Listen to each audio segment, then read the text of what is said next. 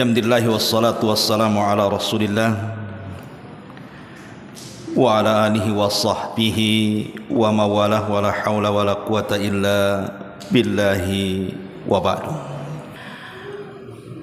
Kemudian tak lupa salawat dan juga salam kita hadiahkan kepada Rasul kita Nabi besar Muhammad sallallahu alaihi wa ala alihi wasallam.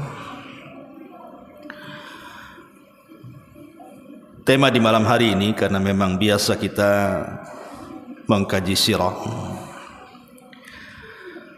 tapi malam ini kita akan membahas tentang 13 perkara cara menghadapi kematian. Maksudnya di sini banyak orang-orang yang ketika ditinggal mati oleh orang yang kita sayangi dan kita cintai, terkadang sakitnya itu tidak bisa hilang dalam sehari dua hari. Kesedihan sampai ke tingkat niyaha, menolak takdir Allah Subhanahu wa taala. Maka dengan 13 perkara ini mudah-mudahan kita bisa menyadarkan. Saya kira kalau bapak-bapak, kalau ada keluarga yang meninggal mungkin agak slow sikit lah, karena laki-laki itu lebih ke menggunakan akal. Kalau perempuan biasanya karena lebih ke perasaan, makanya biasanya kalau dia orang awam tidak tahu hukum niyaha, maka dia akan menangis, meraung, menjamba, guling-guling, ngomong macam-macam. Itu pasti terjadi di masyarakat. Maka 13 poin ini adalah solusi supaya terhindar dari niyaha ini. Apa saja? Karena Nabi SAW masalahnya mengatakan soal niyaha ini, kata Nabi SAW, arba'un fi ummati min umuril jahiliyati. Ada perkara-perkara dari umatku termasuk kebiasaan adat jeleknya jahiliyah. Lah salah satunya kata Nabi SAW, wan niyahatu, dan niyaha. Niyaha itu artinya seseorang menangis dengan cara berlebihan sampai ke tingkat kemudian menolak takdir Allah Subhanahu wa taala. Kalau hanya meneteskan air mata saja karena kita sedih orang yang kita cintai mati, tidak ada masalah. Nabi saja pernah menangis ketika kematian Ibrahim. Bahkan 3 hari lagi Rasul menangis. Sampai Abdurrahman ibn Auf bertanya akan tangisan Nabi SAW. Maka Rasul mengatakan, ya Abdurrahman, ini adalah tangisan rahmat. Innal aina la tadma wa innal qalba la tahzan wa inna bi firaqika ya Ibrahim la mahzunun, kata Rasul. Karena yang namanya mata itu bisa mengeluarkan air mata, yang namanya hati itu bisa sedih, dan perpisahan aku dengan Ibrahim ini menyesakkan dada. Rasul menangis, tapi menangis hanya tangisan rahmat karena sayang kepada orang yang dicintainya meninggal dunia, itu saja. Tapi kalau sampai tingkat kemudian tangisan terus-terusan, apalagi sampai menjerit-jerit, apalagi sampai mengucapkan kalimat-kalimat yang kemudian seolah-olah dia tidak terima dengan takdir Allah, menjamba, menggunting, mengguling dan begitu seterusnya, itu yang dilarang. Maka setelah mendengarkan kajian ini, mudah-mudahan para akhwat, para ibu-ibu, stop, jangan niyahah setelah mendengarkan kajian ini. Satu yang harus dipahami, bahwa hidup dan mati itu urusan Allah Subhanahu wa taala. Hidup dan mati di tangan Allah. Makanya Allah Subhanahu wa taala mengatakan dalam surah Al-Mulk ayat yang kedua, alladzi khalaqal mauta wal hayata. Dialah Allah yang telah menjadikan adanya kematian dan adanya kehidupan. Artinya bahwa setiap manusia itu usianya sudah ada di tangan Allah. Kapan Allah hidupkan, kapan Allah wafatkan, itu semua urusan Allah. Itu yang harus ditanamkan. Sebab kalau seandainya dalam kondisi apapun, umpamanya orang tabrakan, celaka, 90% rusak badannya, kalau Allah tidak berkehendak mati, tidak akan mati. Tetapi ada yang gara-gara dikerok tahu-tahu mati. Saya punya saudara, sama suaminya itu dikerok, istri saudara saya meninggal. Besoknya dikira ngorok-ngorok terus meninggal. Padahal disangka masuk angin. Rupanya angin duduk atau apa, paginya meninggal. Tidak jatuh, hanya gara-gara dikerok. Ya bukan dikerok itu yang menjadikan dia mati, tidak. Memang waktunya sudah mati, sudah waktunya dia harus mati kan itu ya. Kalau Allah berkehendak, idza arada syai'an an yaqula lahu kun fayakun. Jadi ini yang pertama, ingat bahwa hidup dan mati itu di tangan Allah. Kemudian yang kedua, kematian itu bukan khusus kepada seseorang, tapi kematian itu akan mengenai semua orang. Jadi kalau seandainya ada orang yang kemudian meraung-raung niyaha karena kematian suaminya, anaknya, pasangannya, atau siapalah yang dicintainya, ingat bahwa kematian itu bukan khusus kepada suaminya saja, kepada anaknya saja. Orang yang menangisi pun akan mati juga. Lalu apa kemudian ditangisi? Engkau juga yang menangis akan mati kok. Karena Allah Subhanahu wa taala mengatakan kullu nafsin dha'iqatul maut, setiap jiwa itu pasti mati. Jadi kematian itu bukan khusus kepada seseorang. Para nabi yang mulia-mulia saja mati. Orang-orang yang sombong congkak sekelas Fir'aun, Namrud, di mana mereka? Semua mati. Jadi kematian itu bukan khusus kepada suami anda saja, anak anda saja, orang tua. Kematian itu semuanya kena, termasuk anda yang menangis juga akan mati. Ini yang kedua. Kemudian yang ketiga, perhatikan adab apabila menghadapi kematian. Harusnya yang pertama kali kalau ada orang mati itu bukan menangis meraung-raung, tetapi adabnya apa? Istirja. Apa istirja? Inna lillahi wa inna ilaihi raji'un. Itu namanya istirja, mengembalikan semuanya kepada Allah. Ingat bahwa orang yang meninggal itu adalah milik Allah. Kalau Allah kemudian mau mengambil hak dia karena miliknya, ya silahkan saja. Ingat kasusnya Ummu Sulaim ketika anak Abu Talha meninggal dunia, namanya Abu Umair. Abu Umair ini masih kecil walaupun ada abunya. Dalam hadis Bukhari, Abu Umair ini punya burung kecil. Memang belum balik, masih kecil, masih umur ya 4-5 tahun, punya burung. Dikasih nama Nugair. Entah kecekik, entah keinjak, matilah ini burungnya si Nugair ini. Nangis dia. Anas bin Malik ini walaupun bukan kakak kandung kan gitu ya, dia laporan kepada Rasul. Rasul, adik saya nangis sedih. Kenapa? Burungnya mati. Maka Rasul sallallahu alaihi wasallam lihat takziah Rasul. Padahal yang mati burung itu takziah. Datang kepada Abu Umair yang belum balik itu. Kata Nabi sallallahu alaihi wasallam, "Ya Aba Umair, ma fa'alan Nugair?" katanya. "Hei Aba Umair, apa yang terjadi dengan burungmu si Nugair itu?" katanya. Mati Rasul. Namanya anak kecil tak pandai melihara burung, mati. Lah Abu Umair ini sakit. Ketika Abu Talha safar, Allah takdirkan tidak tertolong nih, Abu Umair ini meninggal. Kemudian menangislah keluarganya. Kata Ummu Sulaim, kalau kalian menangisi anak ini, keluar dari rumah ini dan jangan bicara kepada suamiku siapapun kecuali aku yang menghabarkannya. Setelah itu dimandikan, dibedai, ditidurkan, seolah-olah anak tidur pada dah mati itu. Abu Talha datang. Ketika namanya orang kayak saya, bapak-bapak ya semuanya, pasti kalau punya anak kecil itu pertama datang kalau lagi safar yang ditanyakan anaknya dulu tuh, mana anaknya kan gitu ya. Ibunya nanti kalau anak udah tidur anaknya dulu ya. Jadi mana anaknya katanya, kata Muslim, jangan diganggu lagi tidur, udah mati itu, nggak dikasih tahu dulu.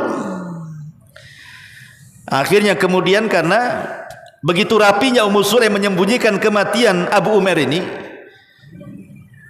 Ummu Sulaim paham namanya laki baru safar tentu harus dilayan kan itu ya.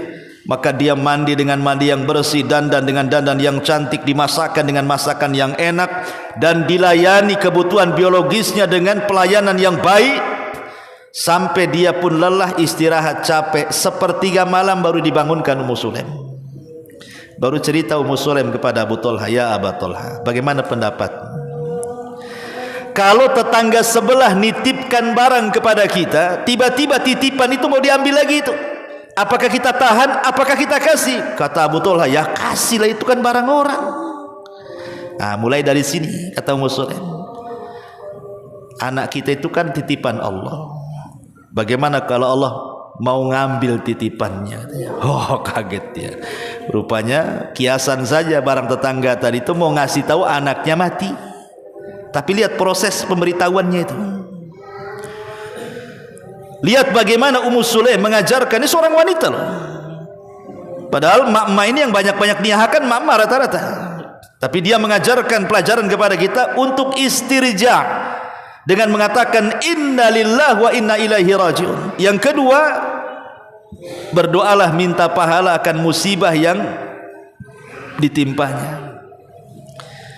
Makanya ketika Ummu Salamah radhiyallahu anha ditinggal mati oleh suaminya Abu Salamah, apa kata Rasulullah? Quli ya Umma Salamata Allahumma hjurni fi musibati.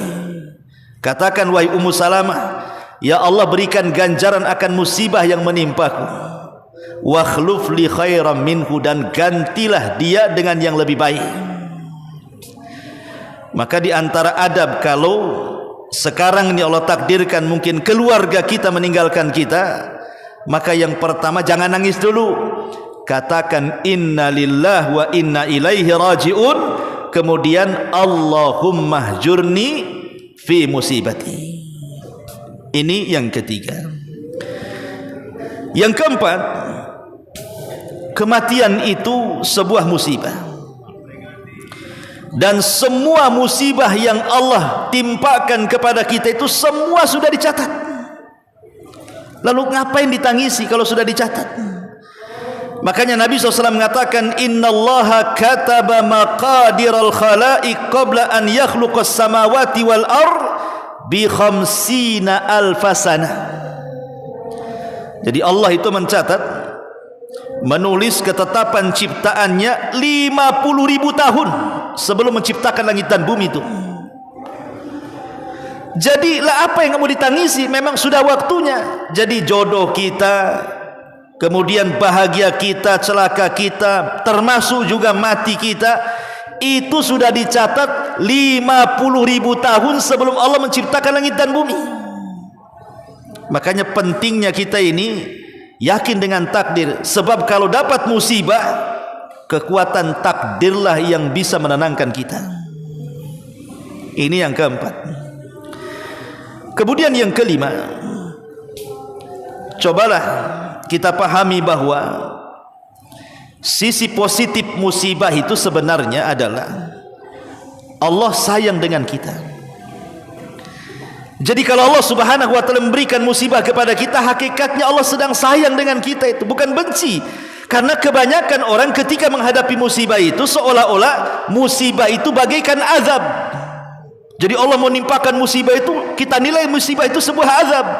Jangan, kita balik cara memahaminya, bahwa musibah itu sebuah nikmat, bahwa musibah itu sebuah tanda cinta. Karena Nabi yang mengatakan innallaha idza ahabba abdan ibtalahu. Allah itu kalau senang dengan seorang hamba, diuji itu hamba itu dengan musibah. Faman radiya falahu ridha wa man sakhita falahu sukhtu. Kalau dia redha, Allah senang. Kalau dia putus asa, Allah pun benci dengan dia. Ini yang nomor 5. Yang nomor 6,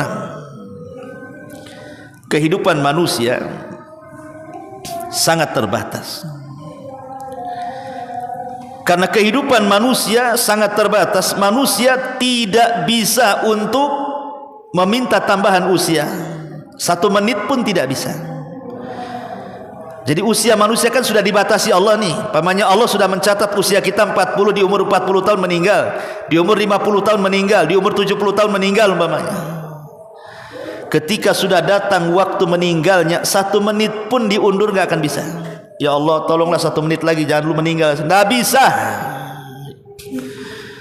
Karena Allah Subhanahu wa taala yang mengatakan walan yuakhirallahu nafsan idza jaa ajaluha wallahu khabirum bima ta'malun. Allah tidak akan menunda kematian seorang hamba. Idza jaa ajaluha la yastakhiruna sa'atan wala yastaqdim. Enggak mungkin maju, enggak mungkin mundur, pas waktunya. 1 menit pun tidak mungkin bisa kita tawar. Artinya memang itulah kematian seperti itu. Kalau sudah takdirnya enggak bisa. Karena ada orang yang meraung-raung, kemudian dia meminta agar yang meninggal itu dihidupkan kembali kan? Mana bisa wakila man rah. Allah mengatakan wakila man rah. Siapa yang bisa meruqyah kembali, memasukkan ruh ke dalam jasadnya? Ya tidak bisa. Lalu ngapain kalau kita tahu bahwa orang mati tidak mungkin hidup lagi, kemudian kita meraung-raung, minta pula ya Allah dihidupkan lagi. Dengan mengatakan ya Allah ini suami saya meninggal, siapa yang ngasih makan saya, makan anak saya, makan adiknya, kakaknya, semua disebut nama-namanya tuh. Percuma ngomong begitu tuh. Karena orang mati nggak bisa hidup lagi. Mengembalikan sesuatu yang sudah berlalu itu mustahil. Ya. Ini yang nomor 6. Yang nomor 7, kematian itu adalah satu. Yang membedakan itu sebab. Ingat ya, kematian itu sama, cuma satu. Yang membedakan itu sebab. Sebabnya macam-macam. Ada yang kau tabrak, brak, mati. Ada yang jatuh, brak, mati, kan begitu. Ada minum racun, mati. Ada yang nggak ngapa-ngapain, mati. Sebab yang banyak itu. Kalau kematian sama. Yang namanya kematian itu dicabut ruh, selesai sudah. Lah kadang-kadang orang itu kemudian terjadi niyaha itu kenapa? Karena bicara soal sebab. Gara-gara sebab inilah banyak niyaha. Coba tadi suami saya ndak pergi, nggak mati dia katanya. Coba nggak jalan ke sana, nggak ke Sandung, nggak mati. Coba tadi saya nggak naik pesawat, suami saya ndak jatuh. Wah, itulah kan. Disitulah ketika orang kemudian bersandar kepada sebab, menyalahkan sebab, akhirnya timbul niyaha. Ya. Nyesel saya kenapa suami saya suruh pergi sekarang, akhirnya tenggelam pula tuh kapal tuh. Kan itu ada orang kan. Ya. Ingat, naik kapal kemudian tenggelam, naik pesawat kemudian jatuh, naik motor tabrakan, itu sebab. Memang hari itu dia harus mati. Walaupun dia tidak nyeberang lautan, tidak mendaki gunung, tidak jatuh, memang kalau waktunya mati, ngapain nyalahkan sebab? Ya. Itulah gara-gara nyalahkan sebab, itulah akhirnya orang itu niyaha masalahnya. Dan inilah ketika orang kemudian seandainya begini tidak begitu, seandainya begitu tidak begini, kata Nabi SAW, ihris ala ma yanfa'uka wasta'in billah, sampai kepada wala taqul law anni fa'altu kadza lakana kadza wa kadza fa inna law taftahu amal syaitan, kata Rasul. Jangan mengatakan kalau seandainya begini maka akan terjadi begitu, kalau seandainya begitu maka akan terjadi seperti ini. Kalimat andai kata, seandainya, bila mana, ini semua amalan setan. Setan masuk di situ tuh. Maka jangan pernah mengatakan seperti itu, menyalahkan sebab itu jangan. Karena kematian itu satu. Sebab itulah banyak macam-macam sebab. Ya. Ini Yang nomor 7. Yang nomor 8, bahwa yang terkena musibah itu bukan orang-orang yang kayak kita ini mungkin yang kurang ibadah ya. Orang-orang mulia yang harusnya mereka hidup panjang daripada kita supaya lebih manfaat bagi manusia, meninggal juga. Harusnya kita ini yang jahat-jahat, yang kurang-kurang ibadah kan, itu yang meninggal. Justru orang-orang baik pula meninggalkan kita. Kalau sekelas para nabi, para sahabat, para ulama, mereka meninggalkan kita, padahal mereka orang-orang soleh. Apalagi kita pula, siapa kita dengan mereka? Siapa kita dengan orang-orang soleh itu? Kenapa orang-orang baik kemudian cepat gitu kan? Kemudian orang jahat pula tak mati-mati. Makanya ada istilah di masyarakat itu, wajar dia cepat mati Ustaz, orang baik katanya. Kok si Anu itu sudah 80 tahun tak mati-mati? Ya dia jahat katanya. Orang jahat itu lama matinya katanya, kan itu. Enggak juga, ini kan bahasa-bahasa enggak benar kayak gini. Yang enggak ada tebang pilih itu malaikat maut, enggak ada. Ini orang jahat biarin aja katanya. Ini orang baik nih kasihan ya, enggak gitu. Kematian itu sebuah kepastian dan sudah takdir kematian, sudah ada waktunya. Ma'asyiral muslimin yang dimuliakan Allah Subhanahu wa taala, yang lebih penting lagi ikhwan, bahwa kalau yang mati ini orang baik, orang soleh, kita yang masih hidup nangis, minta agar Allah dikembalikan ruhnya, minta dihidupkan kembali. Seandainya dia dengar pun gak akan mau hidup lagi dia. Kalau seandainya dia orang baik lah ya. Ini orang baik mati, orang soleh mati, keluarganya nangis semuanya, pengen dihidupkan lagi.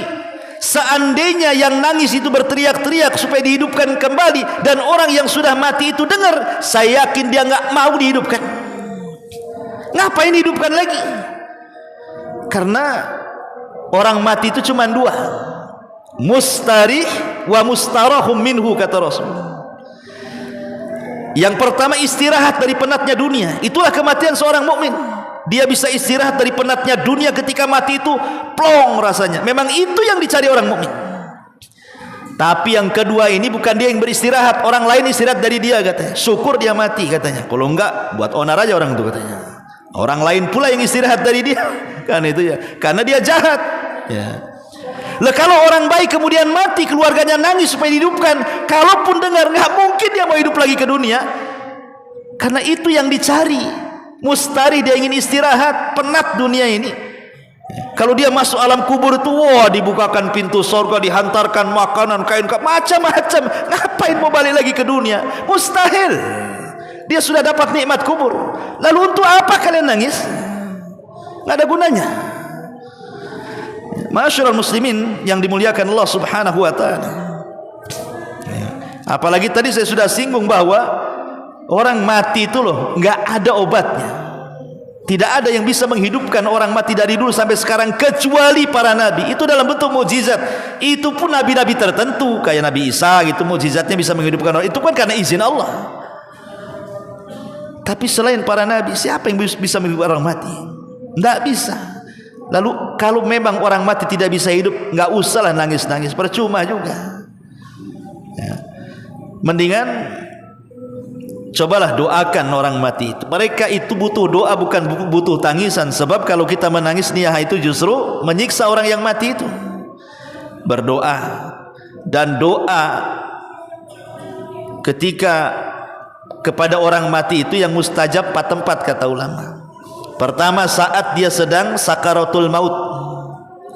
Kata Rasul, la tad'u illa khairan, jangan kau berdoa kecuali yang baik-baik.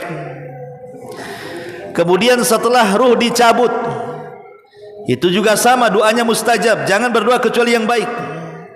Kemudian saat sholat jenazah, disitulah mustajab juga. Dalam rakaat ketiga, disitu ada doa untuk si mayat.